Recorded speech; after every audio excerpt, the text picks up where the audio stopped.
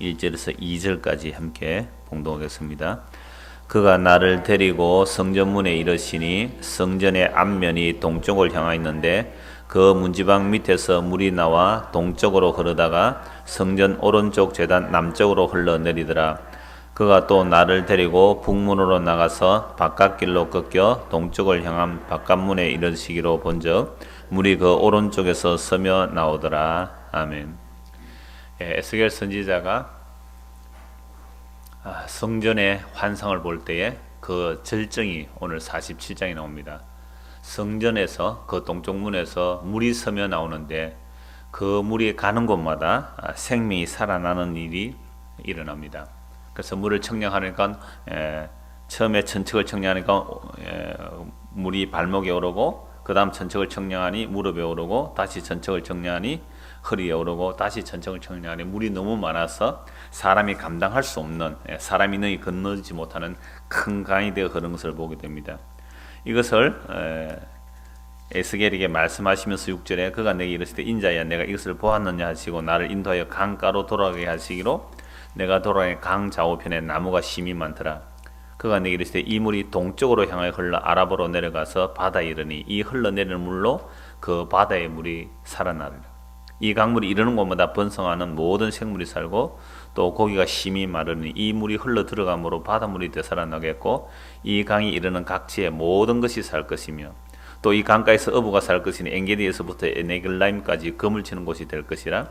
그 고기가 각기 종류를 따라 큰 바다의 고기같이 심히 마르느니와 그 진풀고기에 푸는 되살아나지 못하고 소금 땅이 될 것이며 강 좌우가에는 각종 먹을 과실나무가 자라서 그 잎이 시들지 아니하며 열매가 끊이지 아니하고 달마다 새 열매를 맺으리니 그 물이 성소를 통하여 나옵니다. 그 열매는 먹을 만하고 그 잎사귀는 약재로가 되리라. 성소에서 물이 나오는데 동쪽에서 나온다 그랬죠. 이 동쪽은 여호와께서 영광 중에 들어가시고 문을 닫아버리잖아요. 그러니까 여호와께서 떠나지 아니하는 성소, 그 성소에서 물이 나온다. 에스겔 40장에서 48장까지 새 성전이 나오는데 이 새 성전이 건물이 아니라는 가장 분명한 증거가 47장 1절에서 12절 말씀입니다. 건물을 지었는데 건물에서 물이 샘이니까 물이 샘이 이상한 거잖아요. 요즘처럼 수도가 있어 나오는 것도 아니고. 그러나 이 새 성전은 바로 그리스도를 말씀하고 있는 겁니다. 그리스도를 통하여 성도들이 받을 성령이 그 배에서 생수가 강같이 흐르다는 이 말씀이 성경 전체에 흐르고 있습니다. 그래서 이 47장 1절에서 12절 말씀을 가지고 한 두세 번에 걸쳐서 성전에서 물이 나온다는 이것이 어떻게 흘러가는지를 말씀드리려고 합니다. 우선 지난주에 왕의 의무에 대해서 우리가 살펴보았습니다. 이스라엘의 왕은 세상의 왕들처럼 군림하는 왕이 아닙니다. 오히려 백성을 섬기는 왕입니다. 영원한 왕이신 여호와를 대리하여 백성들을 섬기는 자가 되는데요. 그래서 이스라엘의 왕은 항상 율법책을 자기 책상 위에 두어야 됩니다. 왕의 집무실 같으면 그 책상을 위에 율법책을 두고 백성들에게 항상 율법으로 재판을 해야 됩니다. 자기 마음대로 재판 못해요. 율법을 따라서 재판하는 것, 이게 이스라엘의 왕의 모습입니다. 그리고 그 중요한 임무 중에 하나가 이스라엘 백성들이 받은 기업, 그 땅을 지켜주는 일을 왕이 해야 되죠. 이스라엘 백성들이 가나안 땅에 들어갈 때에 여호와의 사자가 앞장서서 싸웠기 때문에 그 전쟁이 여호와의 전쟁입니다. 그래서 여호와께서 그 땅을 전리품으로 얻으셔서 자기 백성들에게 선물로 나눠준, 그래서 하사받은 땅이에요. 그래서 그 땅은 여호와의 땅이기 때문에 율법에 의하면 사고 팔고 못합니다. 이스라엘 백성들은. 그 다음에 땅의 경계를 함부로 옮기지도 못하게 하고요. 이런 걸 율법으로 다 줍니다. 그래서 하나님께서 주신 땅은 영원히 자기의 기업이 되도록 만들어 두었습니다. 그러나 생활이 어려우면 살다가 경작권을 팔 수가 있습니다. 그러나 경작권 팔았지만 언제라도 형편만 나아지면 대물릴 수가 있어요. 자기가 대물릴 수 없으면 자기의 친척이 대물려 줄 수 있어요. 그게 루크스에서 보면 보아스가 그 나오미의 기업을 물려주잖아요. 자, 이런 식으로 얼마든지 물려주고, 이것도 만약 친척도 없으면 희년이 되면 자기에게로 땅이, 원래 주인에게 땅이 돌아오게 그렇게 해놓았습니다. 그런데 이런 법이 있음에도 불구하고 왕들과 통치자들과 권세자들은 하나님의 법을 지키지 않았습니다. 그래서 하나님께서 기업으로 주신 땅이 어떻게 부동산 투기가 일어났는지 이사야 5장 8절에 이렇게 말씀합니다. 가옥에 가옥을 이으며 전토에 전토를 다하여 빈틈이 없도록 하고 이 땅 가운데에 홀로 거주하려 하는 자들은 화 있을진저. 가옥에 가옥을 더하고 전토에 전토를 더한다. 이 있을 수가 없는 일이거든요. 대한민국에는 그렇게 하면 되죠. 부동산 많이 사들이면 되잖아요. 그런데 이스라엘은 이렇게 하면 안 되는 거예요. 이렇게 하면 안 되도록 왕을 세워놨는데, 지난주에 보았던 아합 왕 같은 경우에는 자기 왕궁 곁에 그 나봇의 포도원이 있으니까 그 땅을 자기에 달라, 바꿔치기 하자, 바꾸자. 나봇이 안 한다니까 이세벨이 그 나봇을 죽여버리지 않습니까? 그래서 아합이 그렇게 멸망하고 이세벨이 개들에게 먹히는 그런 저주를 받게 되죠. 자, 이러한 이스라엘 땅, 하나님의 약속이 흘러내려야 할 그 땅에 왕들과 통치자들이 오히려 제대로 하나님의 법을 준행하지 못했기 때문에 이 땅이 기근이 일어나는 겁니다. 그래서 이사야 5장 8절에 이런 일이 일어나면 이사야 5장 6절에 이렇게 말씀합니다. 그 땅에 기근이 일어나리라. 하늘이 비를 내리지 않겠다. 이스라엘 백성들이 살아가 가나안 땅은 하나님께서 비를 내려야 살아가는 땅인데, 그래서 하늘이 노시되고 땅이 철이 되도록 해서 아예 비가 안 오는 기근으로 인하여 나라가 멸망하겠다고 말씀합니다. 그래서 나라가 망했죠. 북이스라엘은 아수르에 멸망하고 남유다는 바벨론에 멸망해서 지금 바벨론의 포로로 잡혀가 있는 중에 에스겔이 하나님의 계시를 받는 겁니다. 그래서 바벨론 포로로 잡혀간 이유가 이스라엘 백성들이 하나님의 언약을 거역했기 때문에 포로로 잡혀갔습니다. 거기에 포로로 잡혀갔지만 마지막 희망이 뭐라 그랬습니까? 이스라엘 백성들의 마지막 소망? 예루살렘의 성전.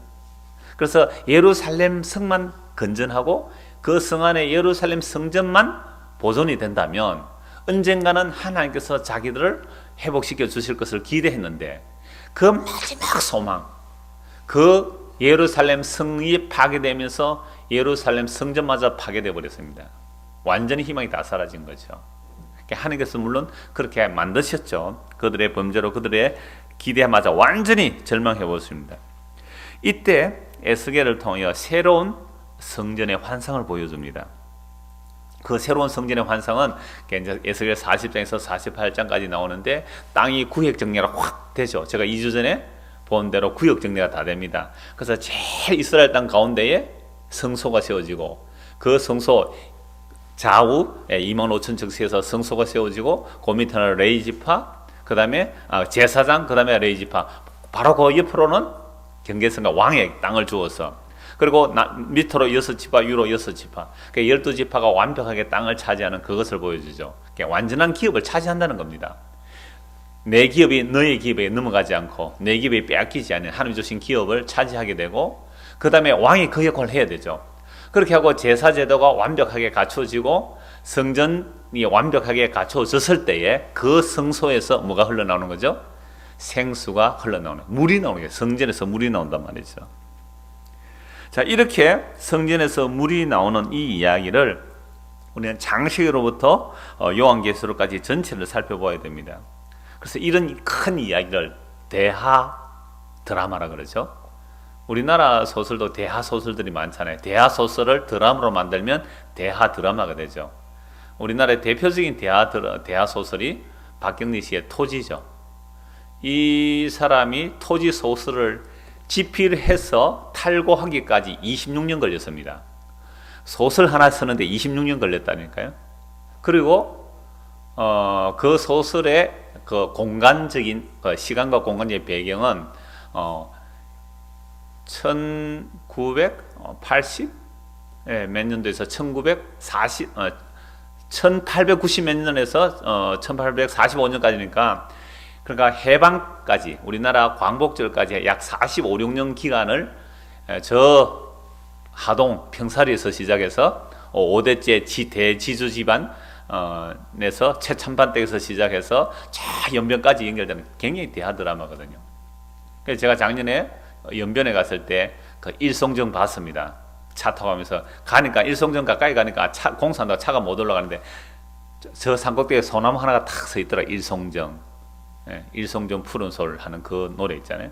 근데 해란강 조그마한 강이에요. 그냥 들판으로 가로지는 해란강이 있고, 그 옆에 가면 이제 용정마을 있잖아요. 그 토지에서 용정에 가서 막 길상이하고 막 그 일어나는 이야기들, 그게 그림이 그려지더라고요. 자, 그런데 이런 대화 드라마는 한 번만 쭉 읽으면 거의 스토리가 다 깨지잖아요. 그런데 성경은 메타 내러티브 대화 드라마죠. 정말 메타 내러티브예요. 어마어마한 대화 드라마인데, 기록이, 제가 박경리 씨의 토지는요, 어마어마한 소설극에 얼마나 많은, 원고지 4만 매거든요. 대단한 소설이죠. 자, 그런데 이거 한 번 읽으면 쭉 줄거리 다 알아요. 한 번만 읽으면. 저도 처음부터 끝까지 그 소설 한번 다 읽었거든요. 뭐 구체적인 얘기들이야 뭐 들어가면 또 다 기억이 나죠. 그런데 그 박경리 토지만 해도 거기에 나오는 인물들이 어떻게 연결되는가, 그 인물들 설명만 하는데 책 한 권이 또 필요해요. 그 정도로 방대한 이야기죠. 그 한 사람 한 사람을 그 작가가 창조해내야 됩니다. 길상이 그러면 길상이 또 누구 하면 누구 인물을 창조해내야 되는데 어마어마한 대화 드라마잖아요. 그런데 성경은 1500년에 걸쳐서 약 40명의 성경 기자가 성령의 감도로 기록했는데 그게 다 통일되는 하나의 사상으로. 물론 성경을 가지고 여러 가지 해석들을 하지만 그 성경의 하나의 주된 통일, 성경의 하나의 주된 통일은 예수 그리스도입니다. 그래서 구약에서는 오실 그리스도, 신약에는 오신 그리스도. 그래서 성경은 예수 그리스도를 증거하는 겁니다. 그래서 예수님께서도 요한복음 5장 39절에 이 성경이 나에 대하여 증거한다고 말씀하셨습니다. 그런데 너희가 나에게로 오지 않는 것은 하나님의 말이 너희 안에 들어있지 않기 때문에 오지 않는다고 말씀합니다. 그리고 또 하나 중요하게 오지 않는 요한복음 5장 44절에 나오는데 너희가 서로 영광을 취하니 어찌 나를 믿을 수 있느냐라고 말씀했습니다. 그러니까 예수님을 믿는다는 말은 사람들에게 영광을 세상에서 원하는 그런 영광을 취할 수가 없는 거예요. 예수님을 믿는다는 것은 예수님의 영광만 드러나고 나는 죄인으로 드러나는 거예요. 그러니까 내가 영광 될 게 없으니까 예수님께로 안 오는 겁니다. 그래서 이 세상 전체가 어두움인데 예수님께서 빛으로 오시니까 사람들이 다 예수님을 싫어하고 멀리했잖아요. 그런데 그 예수님께로 누가 갈 수 있는가? 그 빛 가까이 나갈 수 있는가? 그건 하나님이 하신 사람만, 창세전에 예수 그리스도를 택한 자만 그 빛 가운데로 나아가는 거죠. 그래야 하나님이 하신 일이 드러나는 겁니다. 우리가 진짜로 예수 그리스도 앞에 가까이 나아가면 나아갈수록 우리의 죄와 더러움이 막 더 드러나거든요. 이거 누가 원할까요? 예수께 가까이 가면 갈수록 자기의 수치와 더러움이 더 드러나니까 도망가고 싶은 거예요. 자꾸만. 그게 이제 금욕주의로 나오든지 신비주의로 나오든지 자기의 영광과 능력을 드러내는 쪽으로 열심히 달려가지만 정말 예수의 십자가포로 가까이 가면 갈수록 자기 안에 그 숨겨져 있는 죄들이 막 들통나니까 안 가더란 말이죠. 그런데도 빛 가운데 오는 자들이 있다면 이건 하나님이 하신 일을 나타내려 함이기 때문에 우리의 의가 드러나는 것이 아니라 하나님의 아들 예수 그리스도의 영광만 드러나는 일이죠. 그래서 성경 전체는 예수 그리스도를 증거합니다. 그러면 오늘 에스겔서에서 성전에서 그 생수가 물이 흘러나오는데 그 물이 가는 곳마다 강이 살아나고 바다가 살아나고 땅이 살아나고 거기에서 강 좌우로 열매가 맺을 때 그 열매는 생명을 살리는 열매가 되고 그 잎은 치료하는 약이 되고 이게 요한계시록 22장에 나오는 그 내용이 같다 이 말이죠. 그러면 이러한 성소에서 물이 흘러나오는데 이 물을 먹고 마시는 것, 그게 우리가 살아갈 수 있는 유일한 생명의 샘이 됩니다. 그 생명의 샘이 어디부터 시작이 되었을까요? 에덴 동산에서 시작되는 거죠. 그 에덴 동산에서 시작된 그 생수의 강이 흘러나오는데 범죄함으로 어떻게 아담과 하와가 쫓겨나며 그게 이스라엘 역사 속에서 어떻게 생수가 끊어지며 물론 끊어져도 지하수로 흐르듯이 하나님의 약속은 흐르고 있습니다. 그 생수가 어떻게 구약에서 약속이 되어 있고 신약에서 어떻게 성취되었는지 우리 대하 드라마를 하나 생수 또는 생명수라는 제목의 대하 드라마를 제가 한번 쭉 얘기하려고 하는 겁니다. 오늘은 그 첫 번째로 에덴 동산에서부터 구약의 이사야서까지의 강물에 흘러가는 이야기. 그 다음에 다음 주는 이사야서와 구약의 선지서들을 통하여 어떻게 반역하며 그런 하나님께서 자기 생수의 약속을 주시는지, 그 다음에 한 세 번째쯤에는 신약에서 그 구약에 예언된 생수가 어떻게 터져 나오는지를, 그리고 그 생수가 에스겔 47장에 예언된 대로 요한계시록 어떻게 완성되는지, 이렇게 강물 따라 바벨론 강가에서 이스라엘 백성들이 그 시온을 향해 노래 불렀듯이 우리는 이 세상형을 바다라 그러거든요. 그러니까 장세에 보면 아랫물과 윗물이 있는데 이 아랫물, 이 바다, 이 아랫물 속에서 위에 있는 생수를 사모하는 마음으로 한번 쭉 한번 훑어가 보려고 합니다. 자, 그런데 문제는 그 에덴 동산에서 생수의 강을 보기 전에 먼저 봐야 될 게 있어요. 먼저 오늘 이 세상이 왜 이렇게 죄악이 가득한가? 왜 나는 목마른가? 왜 나는 끊임없는 갈증이 일어나는가?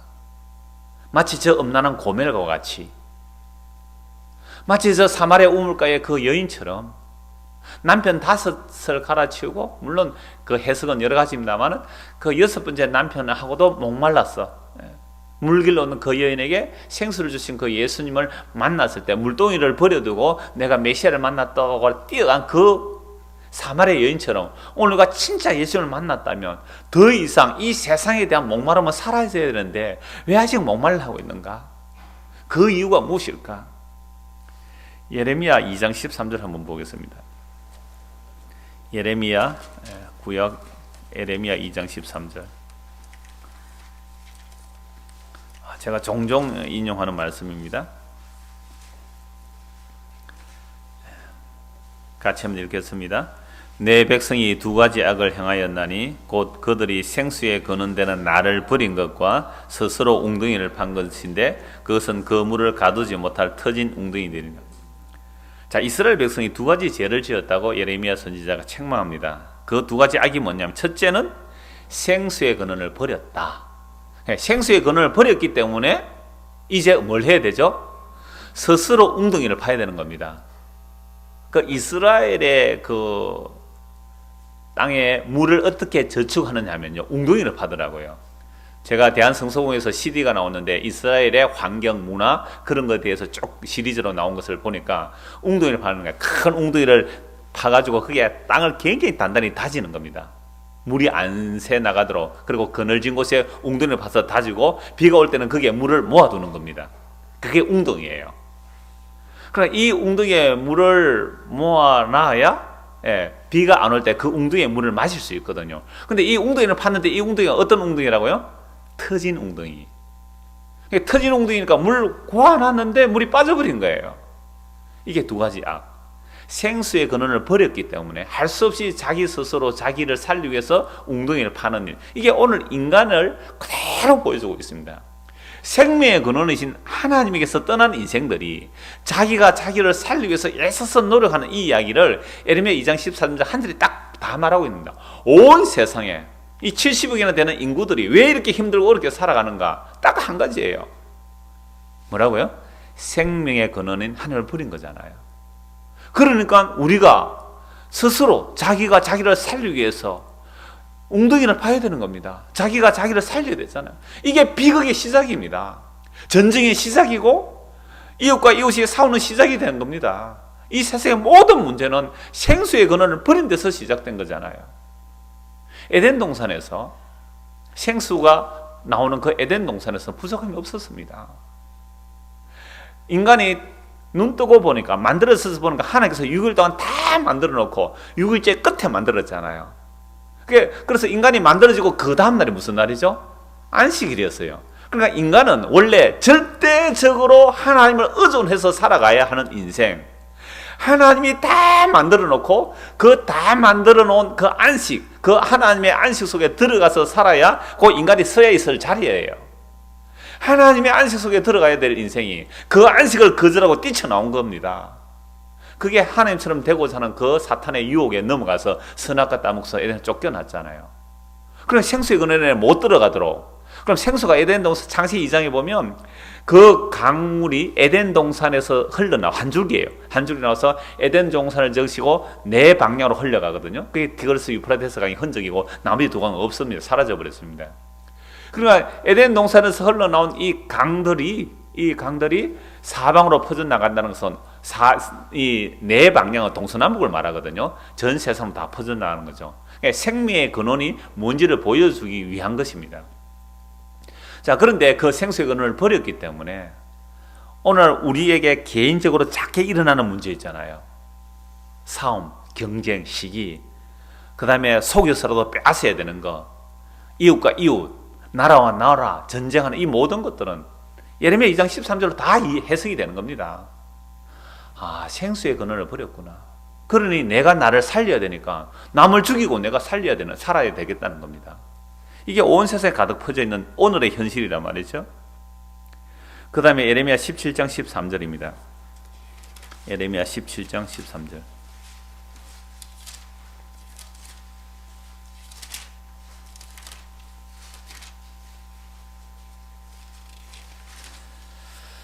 예, 같이 한번 읽겠습니다. 이스라엘의 소망이신 여호와여, 무릇 주를 버리는 자는 다 수치를 당할 것이라. 무릇 여호와를 떠나는 자는 흙에 기록이 되오리니 이는 생수의 근원이신 여호와를 버림이니라. 보세요. 이스라엘의 소망이 여호와 하나님입니다. 그런데 여호와를 버리는 자는 다 수치를 당할 것이고, 무릇 여호와를 떠나는 자는 흙에 기록되리라. 이름이 흙에 기록된다는 말은 무슨 말이겠습니까? 흙이다 이 말이죠. 흙으로 돌아가라. 반석에 기록되는 게 아니라 흙에 기록된다. 그 이유는 뭘 버렸다고요? 생수의 근원을 버렸다. 그래서 창세기 2장 8절에서 10절 말씀 보시면 여호와 하나님이 동방의 에덴의 동산을 창설하시고 그 지으신 사람을 거기 두시니라. 여호와 하나님이 그 땅에서 보기에 아름답고 먹기에 좋은 나무가 나게 하시니 동산 가운데는 생명나무와 선악을 알게 하는 나무도 있더라. 강이 에덴에서 흘러나와 동산을 적시고 거기서부터 갈라져 네 근원이 되었으니, 강이 에덴에서 흘러나옵니다. 생명나무가 있는, 그 선악나무가 있는 동산 중에서 흘러나와서 강 사방으로, 에덴 동산을 벗어나서는 사방으로 이렇게 흘러가는 거죠. 이 에덴 동산에서 아담과 하와가 유혹을 받습니다. 사탄이 와서 선악을 알게 하는 나무의 과실을 먹으면 너도 하나님처럼 되리라. 그 유혹을 받고 선악과를 따먹습니다. 선악과를 따먹고 났을 때에 하나님께서 이들을 에덴 동산으로 추방시켜내시죠. 우리 금요일에 좀 더 자세히 공부합니다만은 에덴 동산에서 이제 추방이 되어 나왔을 때에 그 에덴 동산에 두루 도는 화영금을 든 천사가 지키고 있습니다. 왜 지키고 있습니까? 생명나무에 나아가지 못하도록. 인간이, 이게 불행의 시작이죠. 이게 인간의 불행의 단초입니다. 그 오늘 우리 홈페이지 자유 게시판에 그 곽 지사님이 그 영화평을 하나 올려놨더라고요.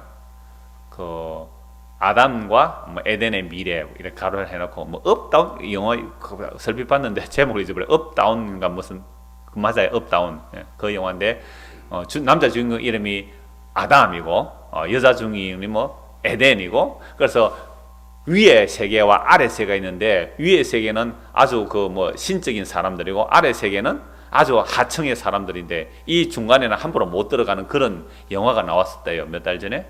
그 영화를 가지고 얘기했는데 오늘 제 이야기가 비슷한 게 있어요. 그거 나중에 집에 가셔서 꼭 한번 참고로 찾아보시기 바랍니다. 자, 그래서 이 에덴 동산은 못 들어갑니다. 천사가 막고 있으니까 못 들어가죠. 그래서 에덴 동산에서 쫓겨나고부터 이제 인간은 뭘 해야 됩니까? 생수의 근원을 버렸기 때문에 스스로 웅덩이를 파야 되잖아요. 그래서 농사 짓고 살아야 되고 목축을 하든지 뭘 하든지 그렇게 수고스럽게 일하는 겁니다. 그럼 사는 거 힘들죠? 왜 힘들까요? 생수의 근원을 버렸기 때문에 그렇습니다. 그건 아담이 버린대요. 예, 우리가 아담이거든요. 우리를 위로 쭉 이렇게 밀어 올리면요, 아담이 그 밀가루 반죽을 합시다. 그 아담을 밀가루 반죽을 쭉 늘리니까요, 오늘 저와 이렇게 된 거 아니에요. 그러니까 다시 쭉 밀어 올라붙이면요, 소금씩 올라오면 우리가 전부 아담의 허리 속에 있었습니다. 그게 성경적 표현이 아담의 허리 속에 우리 다 있었단 말이죠. 그러니까 우리가 아담이에요.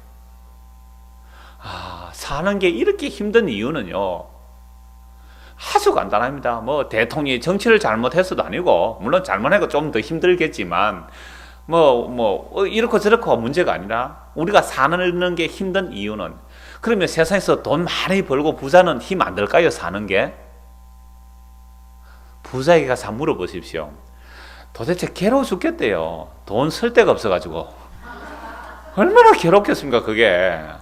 여러분들 그 괴로움 모르죠? 그러니까 아직 여러분 부자가 아니에요. 진짜 부자는요, 해볼 걸 다 해볼 걸 다 해봤는데 얼마나 괴롭겠어요. 그 고통을 불쌍히 여겨야 됩니다. 우리 거스르는 사람들. 브레이크 없는 벤처 검사, 브레이크 없는 벤처 그 검사 그 사람 있잖아요. 그 이분이 그 부산의 형제복지원 아주 유명했습니다. 전두환 그 전 대통령 때 형제복지원 사건을 뭡니까 이번에 국무총리 지명됐다가 철회했잖아요, 본인이. 그때 그 사람의 판결을요 아주 2년 6개월밖에 구형을 안 했습니다. 그 몇 년 동안 500몇 명이 죽었습니다. 얕던 불황자 다 끌어갔습니다. 길에서 약간 술 취하고 삐떡하는 사람도 다 잡아갔단 말이에요. 그래서 강제노동 시키고 그랬거든요. 완전 감옥보다 됐어요. 대한민국에서 법으로 허락한 적이 없습니다, 그게. 근데 군사 독재 시절에 그게 허락되었고, 하여튼 수천 명이 거기에 수용되었었거든요. 유명합니다, 부산에. 저 줄에 가야 그쪽에 뒤에 가면 형제복지원이 있었거든요. 그러니까 이 검사가 한 말이 이래요. 그건 아주 오래전에 나온 책이고, 얼마 전에 나온 책 하나는요, 이렇게 나왔어요. 판검사가 과연 천국 갈 수 있을까? 한국에 판사 검사 된 사람이 과연 천국에 있을까? 그 정도로 뭐가 많은 게 그 안에? 비리가 많다는 거예요. 판사 검사 천국 갈 수 있을까? 이런 책을 또 내었어요. 이분이 검사 출신이니까. 그러니까 우리는 판검사 되면 참 좋겠다. 얼마나 괴로울까요, 그게.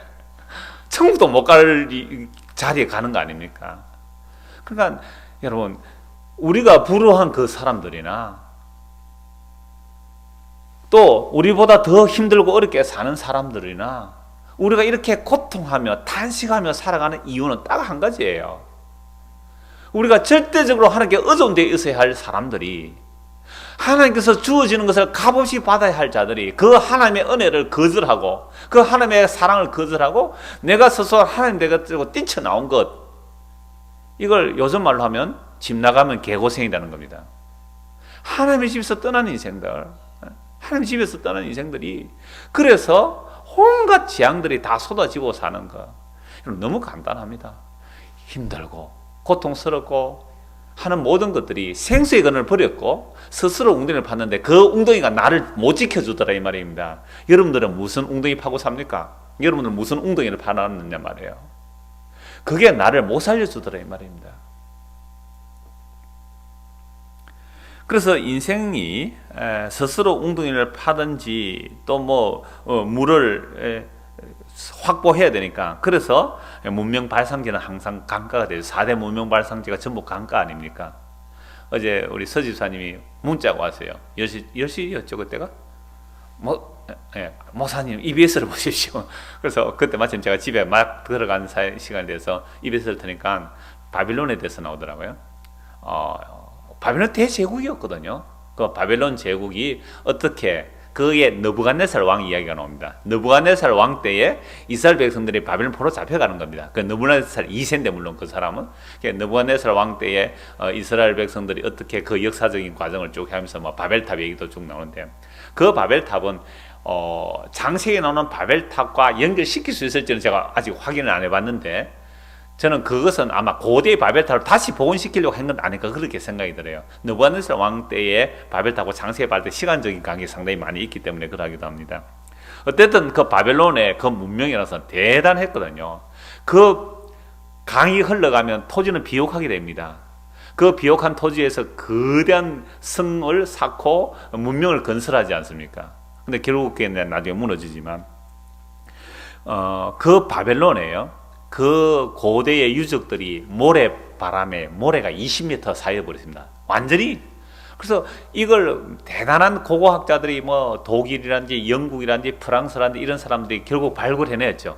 그 도시들은 이제 발굴해냈는데, 이 갈대우르, 그 당시에 최고의 문명이 발달한 그 갈대우르에 살고 있던 아브라함을 불러내시거든요. 그럼 아브라함을 왜 강물, 그 좋은 강물이 흐르는 그곳에서 불러내셨을까요? 그게 너의 생수의 근원이 아니라는 것을 알게 하기 위해서 아브라함을 본토 친척 아버지 집에서 떠나게 하는 겁니다. 진짜 살기 좋은 곳이 그 당시에 바벨론이에요. 내 친척 본토 아버지 집을 떠나라는 겁니다. 왜? 그걸 믿고 살면 안 되는 거예요. 바벨론 강, 그 강 믿고 살면 안 되잖아요. 바벨론에서 아브라함이 떠나고 나서 곧 얼마 안 일어서서 그 뒤에 어제 잠시 나왔죠. 그 뒤에 나라가 쳐서 완전히 다 무너졌잖아요. 파괴되어 버렸습니다. 아브라함 그 있었으면 죽었겠죠 아마. 근데 떠나게 하시는 겁니다. 그 강을 믿고 사는 곳에서 떠나서 약속의 땅으로 가게 하시잖아요. 자, 아브라함의 후손들이 이집트에 들어갑니다. 430년 동안 그곳에 살아요. 이집트도 나일강, 여기 역시 문명의 발상지 아닙니까? 그 비옥한 토지, 그 좋은 강물, 그곳에서 떠나오라는 거예요. 왜 떠나게 하는 걸까요? 나일강, 그게 애굽 사람들에게 신이었습니다. 그래서 강을 숨기고 사는 사람들이었거든요. 근데 그건 생수의 근원이 아니잖아요. 그건 아랫물이에요, 아랫물. 그건 마셔도 죽을 수밖에 없는 그물이란 말이죠. 이게 그물 의지하고 살면 안 된다는 겁니다, 이스라엘 백성들이. 그래서 그곳에서 나오느라. 그래서 10가지 재앙 중에 첫째 재앙이 뭐죠? 나일강이 피로 바뀌잖아요. 강을 믿고 사는 사람들에게 강이 피로 바뀌는 거. 그 애굽에서 출애굽해서 하나님께서 약속의 땅에 들여놓는데 이 약속의 땅은 놀랍게도 큰 강이 없는 거예요. 물론 그 요단강은 있죠. 헐몬산에서 이슬이 내려서 요단강이 있고 밑에 그 강이 흘러가서는 사해 바다가 되죠. 강이 더 이상 흘러가지를 않으니까 아예 사해 바다는 염분만 높아져서 여러분도 잘 아듯이 뭐 사람이 이렇게 둥둥 뜨는 그 정도의 완전 사해 죽은 바다가 되어 있는 그런 곳이 되어버렸죠. 그래서 하나님께서 이스라엘 백성을 이스라엘 조상 아브라함을 강물이 흘러 넘치는 그 바벨론에서 불러내셔서 약속의 땅으로 들어가게 하시고 그 아브라함의 후손들이 이스라엘 백성들이 애굽에 내려서 430년 동안 그렇게 큰 인구가 되었는데 이들을 다시 나일강 주변에서 불러내셔서 약속의 땅에 들어놓았단 말이에요. 왜 그렇게 하셨다고요? 세상의 강물, 세상의 우물, 너희가 판 웅덩이, 너희가 만든 관계수로. 그러니까 어제 느부갓네살 왕 같은 경우에는 얼마나 대단한 사업을 합니까? 그렇게 어마어마한 관계수로를 만들고 홍수를 방지하기 위해서 이런저런 시설을 해놓았지만 그게 모래더미 위에 묻혀버리잖아요. 너희들이 우물을 파고 너희들이 강을 개발하고 4대 강을 뭐 잘 만들고 그게 너희를 살리는 게 아니다 이 말이죠. 강물은 흘러가야 되잖아요. 흘러가는 강물을 볼을 막아놓으니까 물이 다 썩지 않습니까? 그러니까 이러한 강, 그걸 개발하면 잘 산다. 그게 우리의 생수의 근원이 아니에요. 4대강 만들 때 저한테 자문을 구했으면 내가 에스겔서 이 말씀 드렸을 텐데 그러면 한 20몇 조 그렇게 안 써도 안 됐겠나 싶은데 강은요 그게 우리가 스스로 웅덩이를 파는 거예요. 사실은 이렇게 하면 막 이렇게 경제가 막 잘 돌아갈 거다. 막 운하 사업과 함께 연결되는 주변에 수변 공원이 개발되면 이렇게 살기가 좋아질 거다. 끊임없이 사실은 웅덩이를 우리가 파는 거예요. 그래서 왜 그 바벨론 강에서 불러내시고 이스라엘의 조상인 아브라함 불러내시고 애굽에서 왜 불러내시는가? 그래서 불러내서 들여놓는 땅은 어떤 곳인가? 신명기 11장을 찾아보겠습니다. 신명기 11장.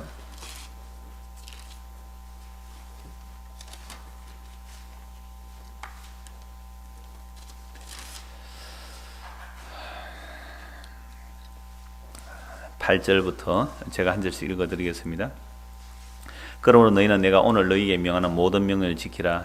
그리하면 너희가 강성할 것이요 너희가 건너가 차지할 땅에 들어가서 그것을 차지할 것이며 또 여호와께서 너희의 조상들에게 맹세하여 그들과 그들의 후손에게 주려고 하신 땅 곧 젖과 꿀이 흐르는 땅에서 너희의 날이 장을. 여기서 젖과 꿀이 흐른다고 해서 대단히 좋은 땅 뭐 그런 뜻은 아니에요. 주변의 광야에 비해서는 좀 나은 땅이겠죠.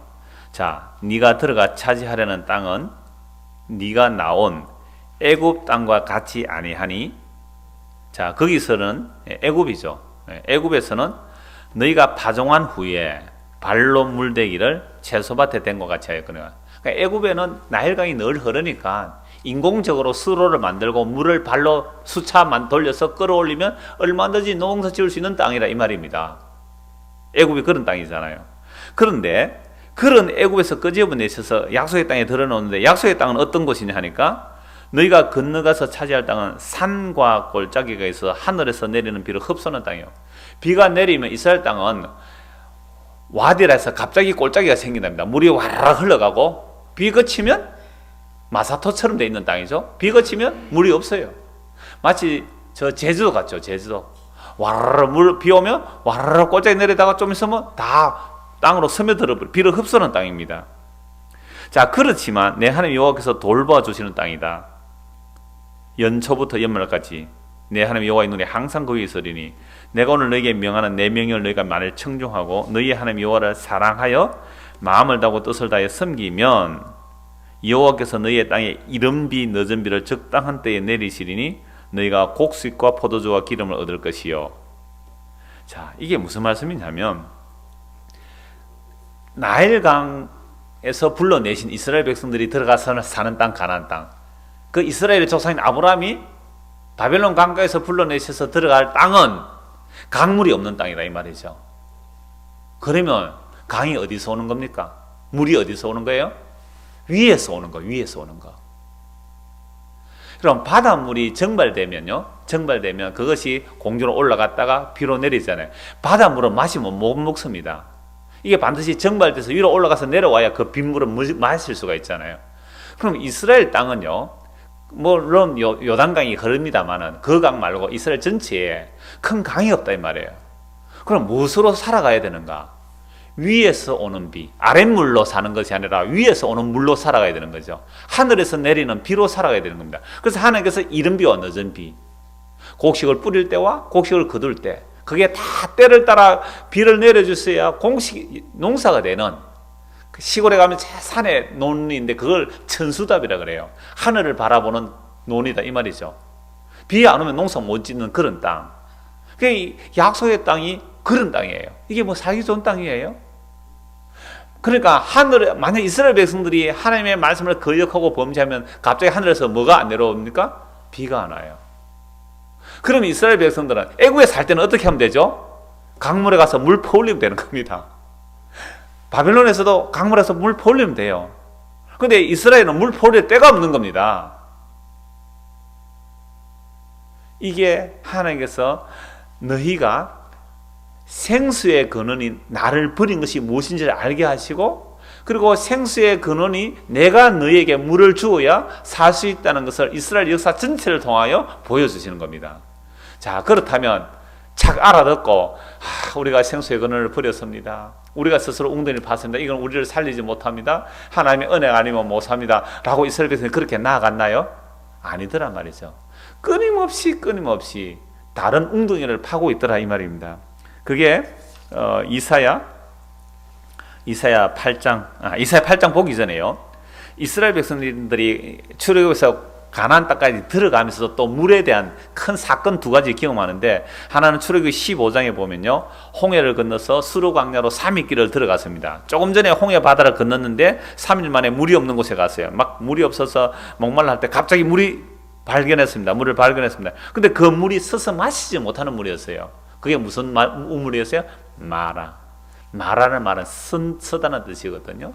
나오미가 베들레헴 떠났을 때에, 나오미는 원래 기쁨이라는 뜻인데 자기가 다 잃어버리고 예루살렘에 돌아와서 베들레헴에 돌아왔을 때 사람들이 나오미가 왔다 그러니까 나를 나오미를 하지 말라, 나를 마라라 하라. 그 마라라는 말이 사실 마리아라는 뜻과 같은 거예요. 마리아, 서다. 나는 서다. 물이 서서 못 마시는 거예요. 그런데 사람들은 막 고함을 지르고, 이때 모세가 여호와께 기도하죠. 부르짖어 기도할 때 여호와께서 한 나무를 지정합니다. 그 나무를 지져서 그 나뭇가지를 물에 던졌더니 물이 달아졌더라. 그럼 그 나무는 무슨 나무겠어요? 이상한 나무잖아요. 예수 그리스도의 십자가를 의미하는 겁니다. 그래서 구약에는 그림자로 보여주는 거죠. 우리의 선, 우리의 이 고통, 우리의 목마름, 우리의 이 갈증들. 내가 말하잖아요. 우리의 삶이 마라예요. 내가 남을 괴롭게 하고 남이 나를 괴롭게 하잖아요. 근데 우리는 늘 남이 나를 괴롭게 하지 자기는 남을 괴롭게 안 한다고 착하고 사는 인간들이잖아요. 우리가 전부 마라예요. 내 때문에 얼마나 남이 괴로울까요? 한번 생각해 보셨어요? 남이 나를 괴롭게 한다고 생각했지 내가 남을 괴롭게 한다고 생각 한 번도 안 했거든요. 우리가 있는 것 자체가 남을 괴롭게 하고 삽니다. 복잡한 도시에서 내가 사는 것 하나가 도시의 복잡을 더 보탠 거 아닙니까? 사는 게 죄라니까요. 인정이 잘 안 되시려면 인정이 잘 안 되시겠지만 정말 그래요. 내가 남에게 얼마나 마라가 많이 되는지 몰라요. 그런 마라가 십자가에 박혀 죽어야 되고, 그죠? 십자가에 못 박혀 죽어야 되고. 그래서 내가 죽으면 어떻게 되죠? 다른 사람이 기쁨을 맛보게 될 겁니다. 그게 마라가 단물이 되는 거죠. 자, 이 놀라운 물의 경험을 합니다. 두 번째 표적은 출애굽 17장에서 반석에서 물이 나오는 사건인데요. 여기서도 물이 없어서 백성들이 원망할 때에 여호와 하나님께서 모세에게 이렇게 말씀합니다. 내가 호렙산 그 반석에 설 텐데, 그러니까 모세가 이 앞에 있고요. 모세가 이 앞에 있고 여호와 하나님께서 이 반석, 여기 반석이랍니다. 이 반석에 여호와 서는데 모세가 든 지팡이가 이 반석을 치라는 거죠. 그러니까 모세가 반석을 치는 그 반석에 누가 서 있는 겁니까? 여호와 하나님. 물론 하나님께서 사자의 모습으로 와 계시니까 그것을 모든 신학자들은 구약에 나타난 그리스도라고 말합니다. 그러니까 예수님이 그 반석에 섰는데 막대를 들고 누구를 친 거예요? 예수님을 친 거잖아요. 예수님이 침을 당하여 그래서 반석에서 물이 터져 나오는데, 그래서 고린도전서 10장 4절에는 그 반석을 이렇게 바울 사도가 말합니다. 그 반석이 그리스도다. 다 같은 신령한 음료를 마셨으니 이는 그들을 따르는 신령한 반석으로부터 마셨으며, 반석이 이스라엘 백성을 막 따라다녔대요. 반석이 막 따라다닌 거예요. 그러면서 광야에서 뭘 주셨어요? 생수를 주셨잖아요. 근데 하나님이 다수를 기쁘지 않고 그들이 다 광야에서 쓰러지고, 그 2세만 들어가고 그 60만 명 중에 2명만 약속의 땅에 들어가는 것을 말씀하고 있죠. 자, 이러한 경험, 광야에서 이미 물에 대한 이러한 경험을 하면서 이스라엘 백성이 약속의 땅에 들어갔습니다. 이제 약속의 땅에 들어갔으면 생수의 근원이 되신 여호와 하나님을 바라보고 주의 말씀을 순종하면서 하나님의 그 은혜와 하나님의 그 공의가 이스라엘 땅에 시행되어야 살아가는데, 세상에 하나님의 은혜는 강고도 없고 똑같이 이방 나라와 똑같이 전토에 전토를, 가옥에 가옥을 더하며 온갖 우상 숭배를 하며 온갖 죄악을 저질렀던 것이 사사시대며 왕들의 역사의 시간들이에요. 그러니까 이 땅을 하나님께서 심판 안 할 수가 없는 겁니다.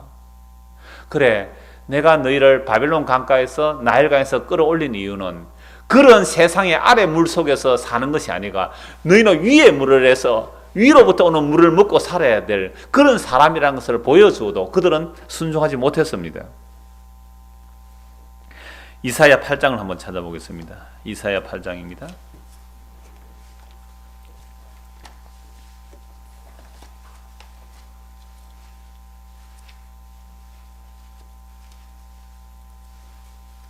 오늘 이사야 8장 요 말씀까지만 보도록 하겠습니다. 이사야 8장 5절입니다. 여호와께서 다시 내게 말씀하여 이르시되 이 백성이 천천히 흐르는 실로아 물을 버리고 르신과 르밀리아의 아들을 기뻐하느니라. 그러므로 주 내가 흉룡하고 창이란 큰 하수 곧 아수르 왕과 그의 모든 위력으로 그들을 뒤덮을 것이라. 그 모든 골짜기에 차고 모든 은지에 넘쳐 흘러 유다에 들어와서 가득하여 목에까지 미치리라. 임마누엘이여 그가 펴는 날개가 내 땅에 가득하리라 하셨느니라. 자, 이게 무슨 말씀이냐면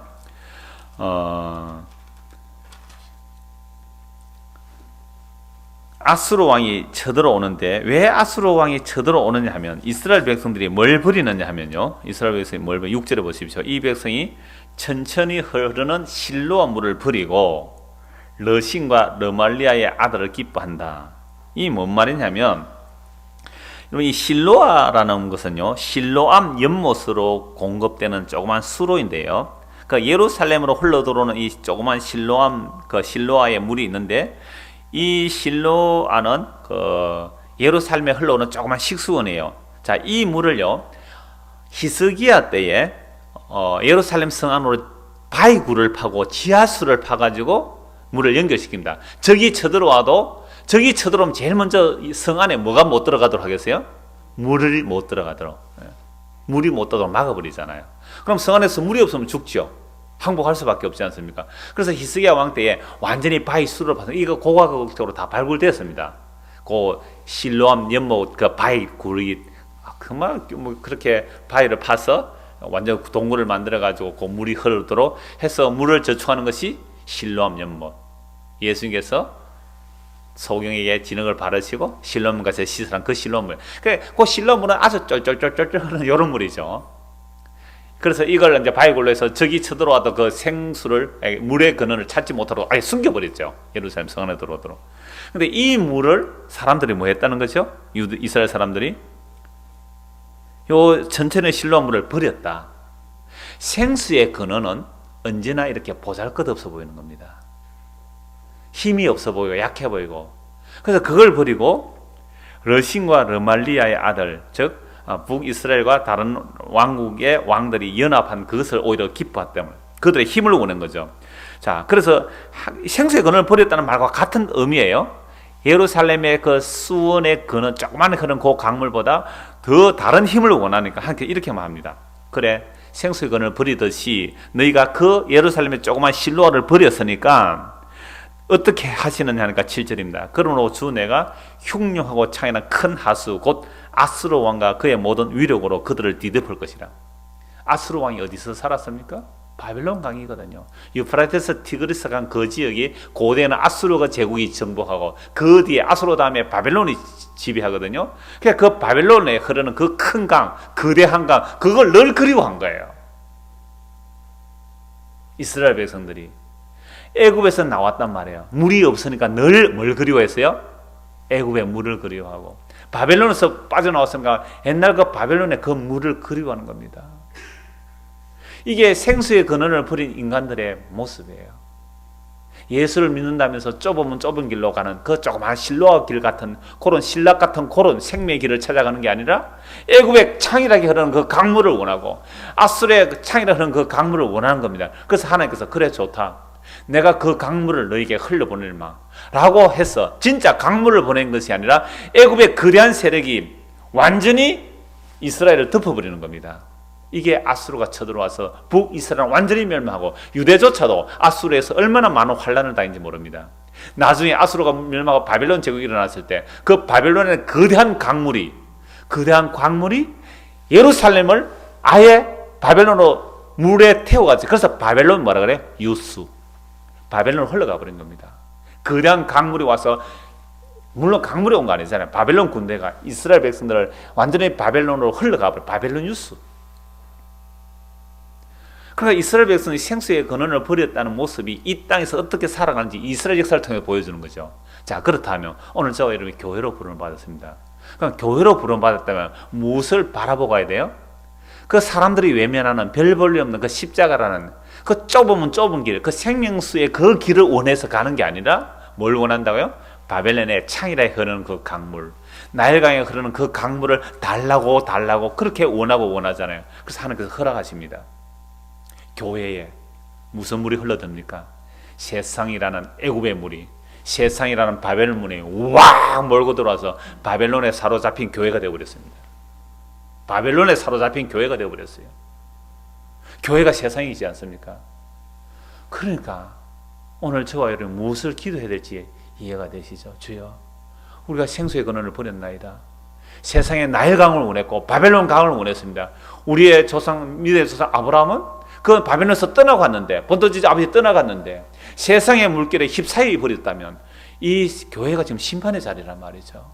그래서 요한계시록 보면 사단의 위가 교회에 있는 거예요. 사단의 위가. 그래서 여러분 오늘 이 말씀을 이걸로 오늘은 마무리합니다만은, 생수의 근원을 버린 것이 고통이고 악입니다. 생수의 근원을 버린 고통. 그래서 우리가 주님을 믿는다는 것은 내가 믿던 애굽, 내가 믿던 바벨론, 내가 믿는 세상의 힘이 아니라 나는 주 예수 그리스도 그 십자가로부터, 아무도 바라보지 않는 그 십자가로부터 오는 그 생명수, 그 십자가에서 다 이뤘다고 하시면서 우리에게 주시는 그 생명, 나는 그 외에는 정말 소망이 없는 자입니다. 그 생명수로 나에게 채워주옵소서. 기도하는 저와 여러분 되기를 소원합니다. 기도하겠습니다. 하나님 아버지, 이 세상의 모든 고통과 악이 이스라엘을 통해 미리 보여주셨습니다. 생수의 근원을 버리고 스스로 웅덩이를 판 것인데 그 판 웅덩이는 터진 웅덩이라서 물을 저축하지 못할 웅덩이가 된 것이 오늘 우리의 모습입니다. 주여, 우리의 손길을 거두어 드립니다. 주님만 바라봅니다. 생수의 근원이 되신 우리 주 예수 그리스도께서 우리에게 영원한 생명의 물을 성령을 통하여 우리 안에 흘러보내 주시옵소서. 예수님 이름으로 기도드리옵나이다. 아멘.